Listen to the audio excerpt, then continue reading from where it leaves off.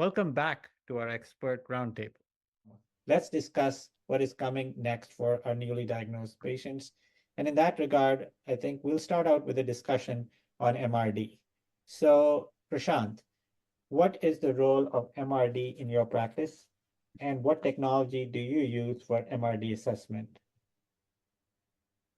Ravi, this is a very important question, something that we are still learning about. We have learned a lot over the past couple of years, but there's still a lot to learn.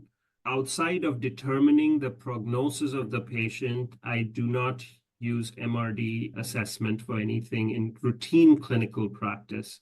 I do it routinely, and that's because it is available to us, and we can get the results based on the Euroflow data in-house very quickly within a span of 24 hours.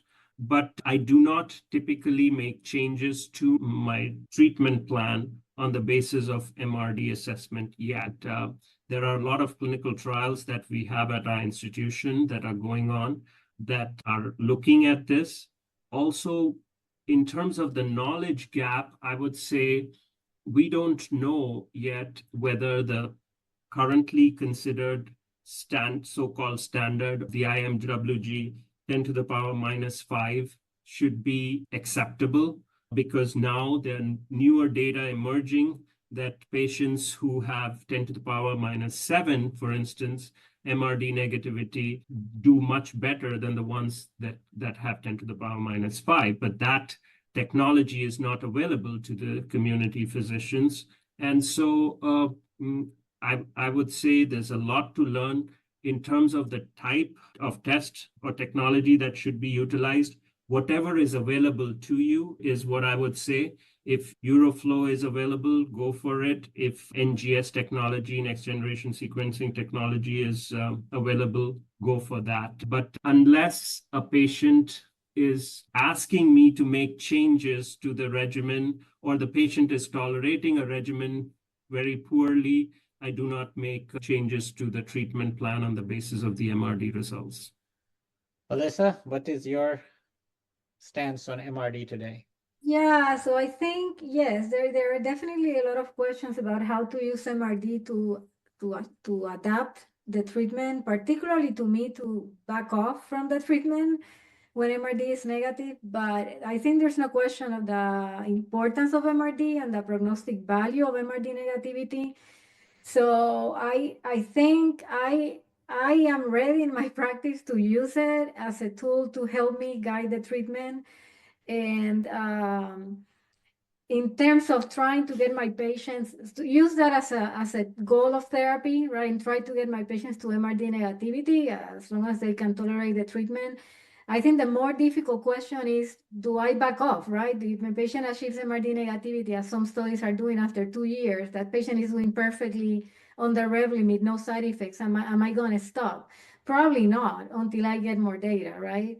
But I definitely use it. In terms of how to measure it, I think Euroflow or by NGS, clonoSEQ, are two options. We cannot say one is better than the other, but I think clonoSEQ ID is a commercially available tool that any community physician can order as part of the initial bone marrow. Medicare covers that.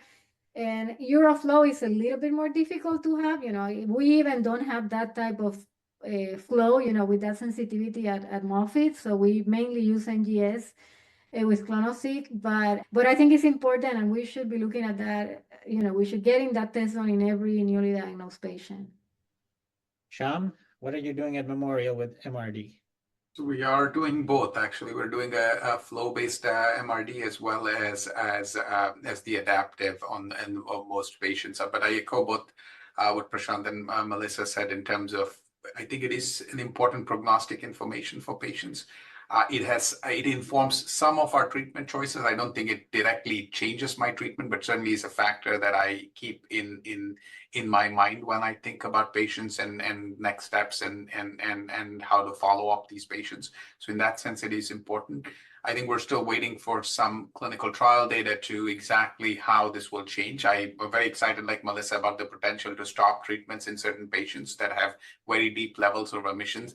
We just don't have that kind of information available to safely do that for all patients. But there are some studies. For instance, we have a study here for patients who have sustained MRD negativity for 3+ years on maintenance to de-escalate and stop maintenance. And so approaches like that, I think, hopefully we'll see more of in the coming years, which will make this MRD testing even more relevant for our patients in practice. And Ajay? So we use MRD from the clonoSEQ, the next generation sequencing, and the biggest advantage is it has the deepest sensitivity at 10⁻⁶. The biggest caveat for using the next generation sequencing with clonoSEQ is you need a diagnostic sample to identify the initial clonal sequences that you want to follow over time. So when we looked at our data over the last 7 years, since 2017, 2018, our first 3-year data showed that 20% of the patients were not able to identify those clonal sequences. The last 3 years, we're able to identify that in 93% of the patients. In those patients who we cannot identify, so that becomes a bigger challenge. We could use a flow-based assay, and Mayo has a commercial flow-based assay, and we have other techniques like the mass spectrometry that will be coming in down the line. To allude to the comments that were made before, so similar to what Prashant said, Melissa said, I would use this purely for a prognostic potential. But there are ongoing trials that will be allowing us to come up with those stopping rules. Who is that standard risk patient who has sustained MRD negativity? Over which period can we stop off?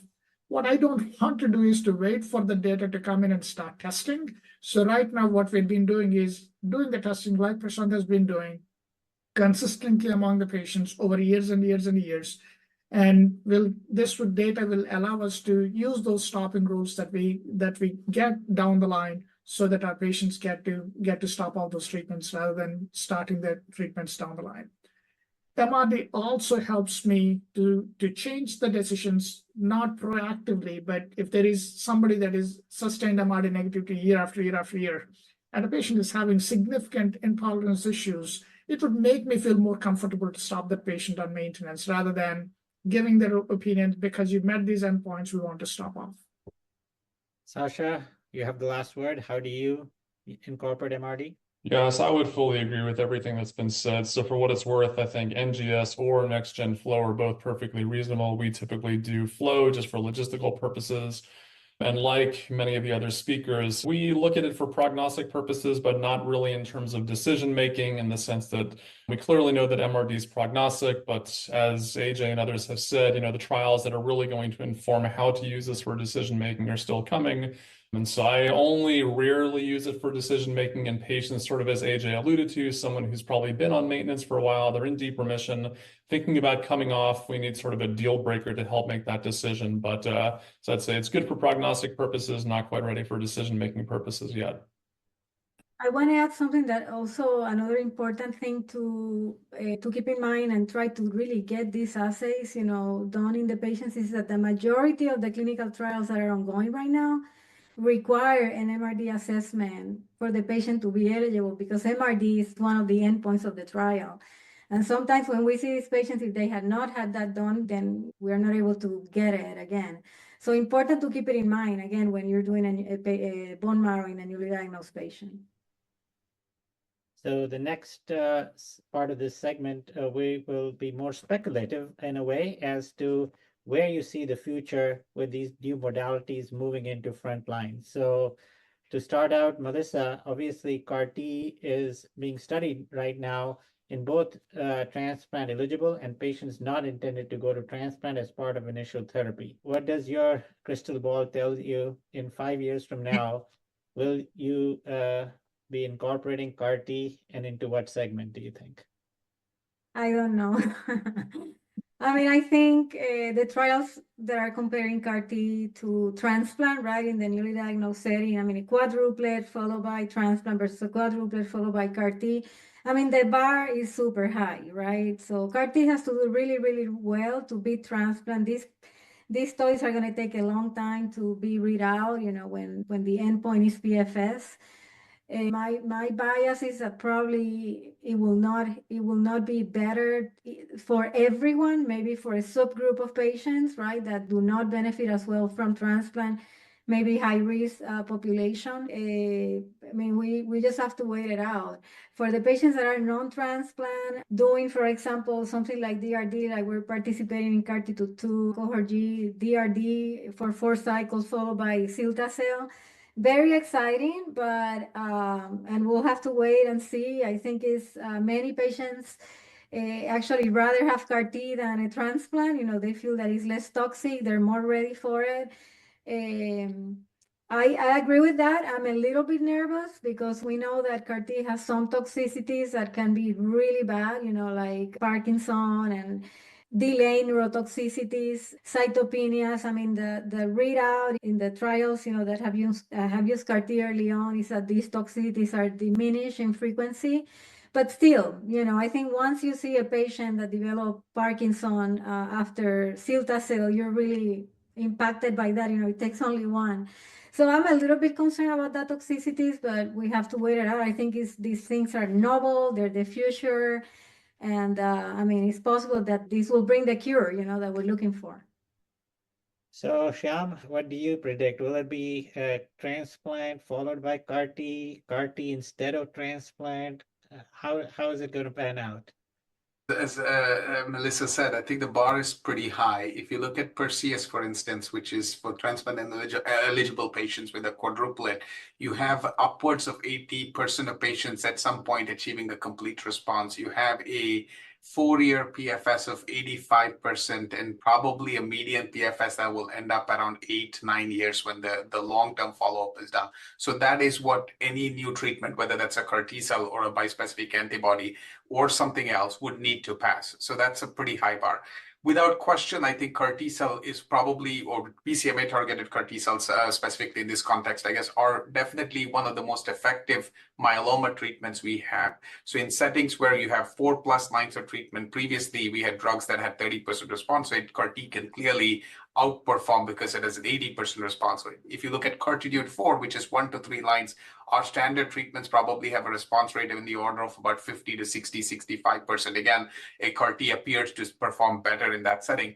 But in the frontline setting, you already have treatments that have a 100% response rate, 80% CR, a PFS of 8 to 9 years. Can a CAR T-cell or any other novel treatment really improve on it without adding to additional toxicities?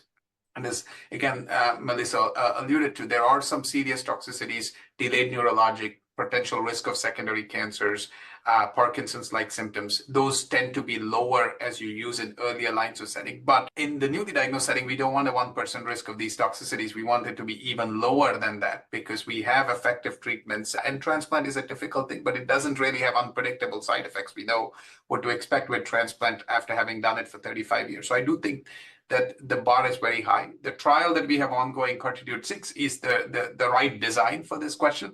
So if a CAR T-cell can overcome or provide additional benefit, we'll know. And I think I would wait for those results before I think that the CAR T-cells are ready for frontline use for all patients. Ajay? So Shyam brings a great point. So the quadruplet regimens with a transplant is able to give us the 4-year PFS of close to 85%. What I would be so interested in seeing, like, who those 15% of the patients are. So if I have to use additional therapies like a CAR-T, I would want to use that in that 15% of the patients. And goes back to what we discussed before. Patients who are high risk, who are more prone for early relapses, or patients who are standard risk, who have a functionally high-risk disease, who did not get a good response, despite doing every single thing in the upfront setting. And can we tease out those patients to get to a CAR-T?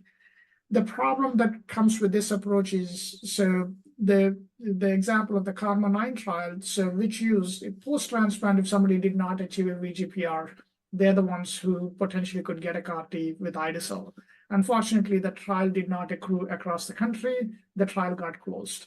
Randomized phase 3 trial that was asking the exact same question where we could not accrue. So we may never find an answer for this. So we have to go by the available data in terms of our own interpretation and extrapolations And still, I believe those two groups that would get the most benefit with an upfront CAR-T are the ones who did not get a good response or who have high risk, which are the surrogates for those patients who have suboptimal response. Prashant?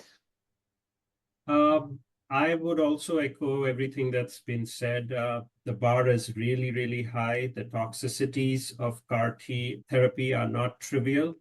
It would be obviously practice changing if these therapies were to move upfront. But so far, if I had the crystal ball and what we have seen from CARTITUDE-4 versus CARTITUDE-1, we haven't seen that plateau. So I don't think just bringing it willy-nilly to the upfront setting is going to cure myeloma. I do think what has already been said before, that this is going to add to the toxicities, and the follow-up for the trials such as CARTITUDE-4 is not as much as we have for some of the trials that have been using CAR-T in the late line setting. And therefore, these toxicities, particularly second malignancies, as well as Parkinson's, they're continuing to emerge, and we should not just look at the data today and make those decisions about upfront. I do recollect 10 years ago, actually, an expert in the field had told me that in 5-6 years, we won't see transplant and it'll completely recede.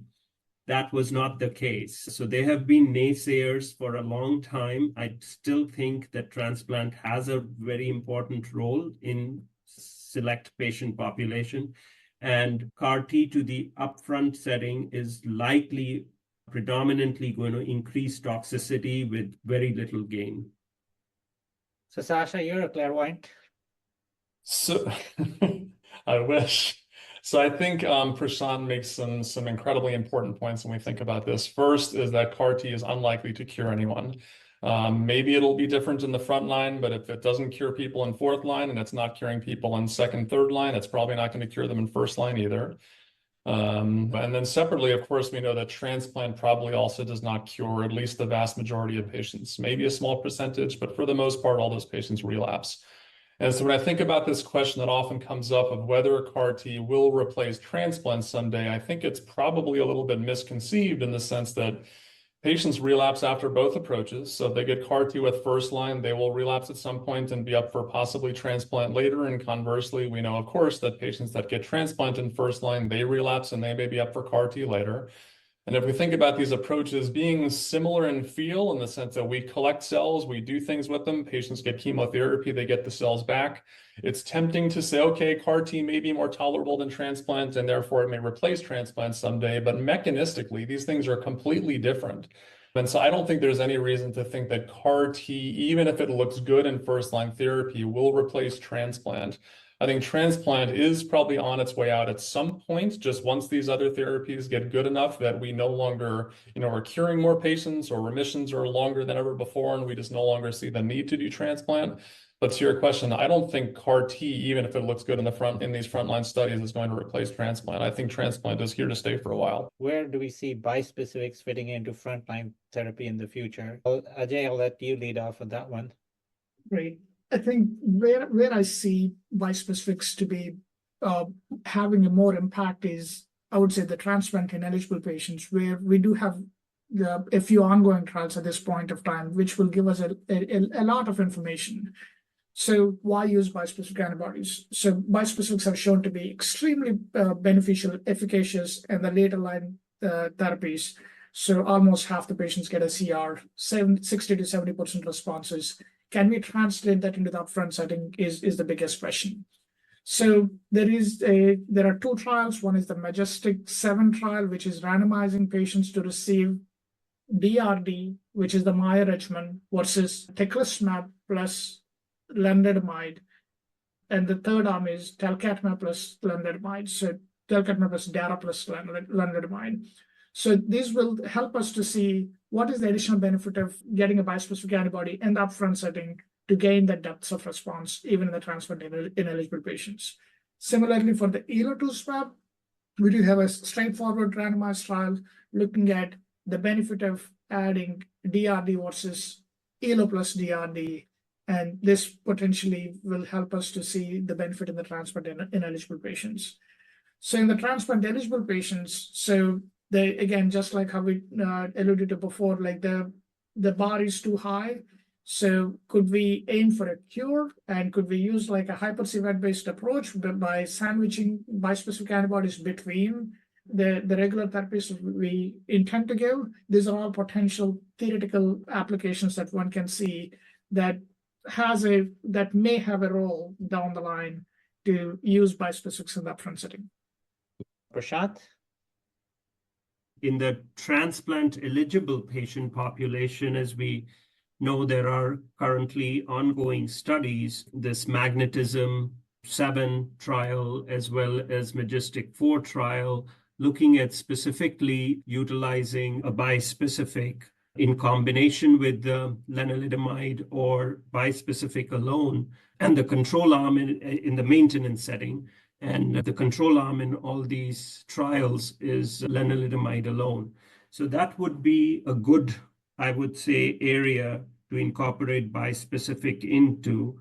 What we don't know about bispecifics is what the duration of therapy should be. And that's a very important piece of puzzle that's still missing, I think. Additionally, what we don't know for many of these bispecifics is what the optimal frequency is. So that's something that we need to study first, obviously, in the relapse refractory setting, and then bring it to the frontline arena. But I think compared to CAR T, bispecifics are likely going to be adopted more easily by the community physicians over time, and are going to become an important cornerstone of the initial therapy for myeloma. So Melissa, what do you think? Where are bispecifics going to fit in? Transplant eligible, ineligible, where are they going to fit in? I mean, I think they probably would have a more important role in transplant ineligible patients. I am concerned about the toxicity of these drugs. As you know, the BCMA targeting, the infection, affecting the immune system is very dramatic, and that is likely to happen in the newly diagnosed setting where, myeloma patients are very immunosuppressed. So I think that might be an issue, toxicity more than, being able to be better, for example, the DRD. Talquetamab, as we know, have these unique toxicities with, dysgeusia and skin changes, mucosal changes that are very dramatic, and we really do not have any very good way of prevent this or even manage this. So that would be my main concern, right? Bringing a regimen that could be quite toxic compared, for example, to DRD, which is very well tolerated, or even DBRD, with very good rate of responses. But I think these are important drugs. If they work so well in the relapse setting, they're likely to work better in the newly diagnosed. So I think these are great studies, but that would be my main concern.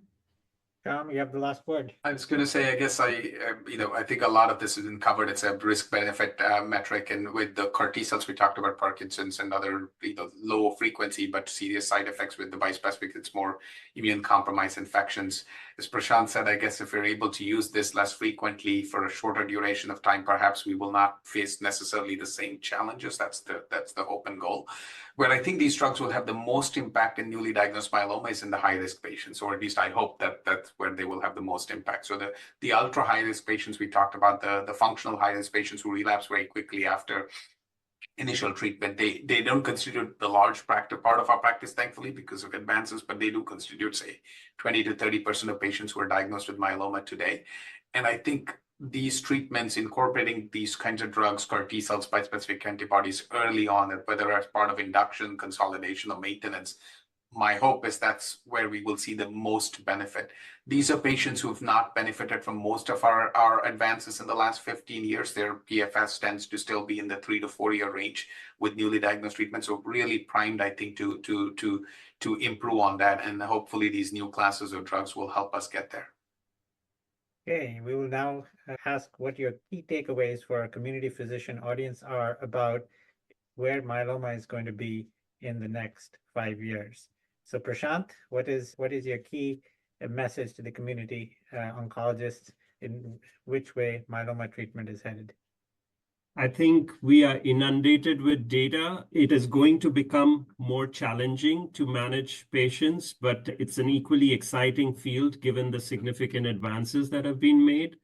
Overall, I think the progress has been unprecedented, and we will continue to see how these bispecifics, CAR T therapies, and other novel agents, including cell mods, which we didn't discuss much about, are going to be integrated into the upfront setting, and the management is going to be very, very exciting. It's all good news for the patients with multiple myeloma. Alyssa?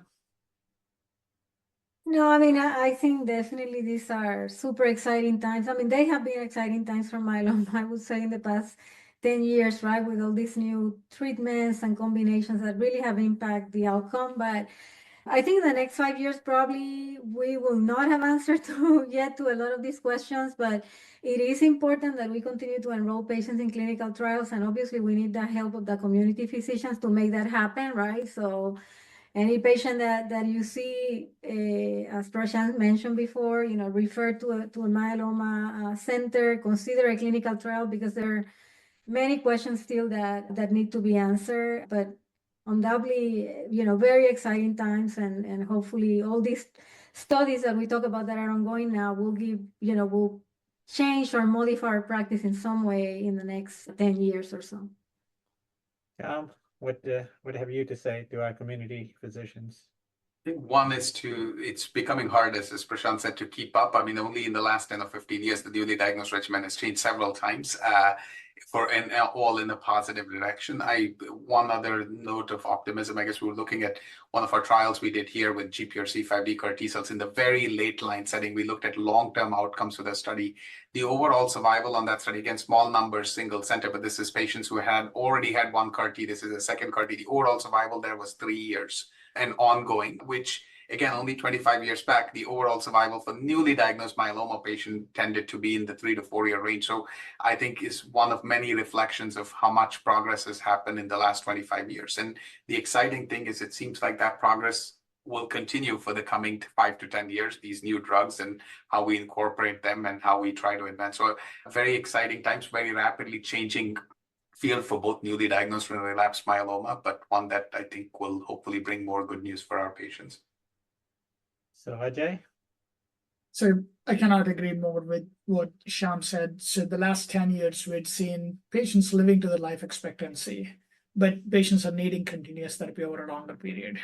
Now we have enough ammunition in terms of what we can use with the CAR Ts, with the bispecific antibodies, and the modified ones that are coming down the pipeline, and with which are dual targeting and so on. So not only that, we have tools to measure the progress, so with MRD and more deeper responses to be measured. So if we incorporate every single thing, my goal would be in the next 5 years or so, how can we achieve the deepest remission, increase that cure fraction from the current existing 20% to more than 40% with a fixed duration of therapy is where I'm looking forward to in the next 5 years. Sasha, you get to deliver the punchline. All right. So I would just say as a final word to sort of turn it in a slightly different direction, I would use this as an opportunity to encourage everyone to refer to myeloma centers. This has been said earlier in this discussion. And as multiple people just said, many, many exciting developments, especially in the last 5 to 10 years in myeloma. And with all these exciting developments and the fact that myeloma for most patients remains incurable, and most of these patients will go through many lines of therapy, including possibly transplant and bispecifics and CAR Ts and all these other new approaches. It's that much more important to not only think about what the first line and second line and third lines of therapy will be, but to really think long-term strategy for these patients. If I do this, what does that close doors for later? How do I keep doors open for these different approaches? Is there an optimal sequence to do these things? And are there good studies that these patients could be candidates for? Recognizing that it's incredibly difficult for us to keep up with these developments as people who do myeloma full time. It's probably even more so for community physicians who are trying to keep track of everything. So avail yourselves of us as resources where we can help to plan for this long-term strategy, put patients on clinical studies to get access to new medications where appropriate. Patients are doing better than ever before, and we're happy to help them to optimize those outcomes even more so. Hey, this has been a great discussion. Thank you all for taking time out of your busy lives to have this discussion and really break down how to manage patients in the frontline setting. We have some very good tools in our toolbox, and there is a lot of excitement about what is coming ahead. We want to thank Sanofi and Janssen for their generous support and Cancer Communicator for program management and development of these activities. Enjoy the rest of your day. Thank you.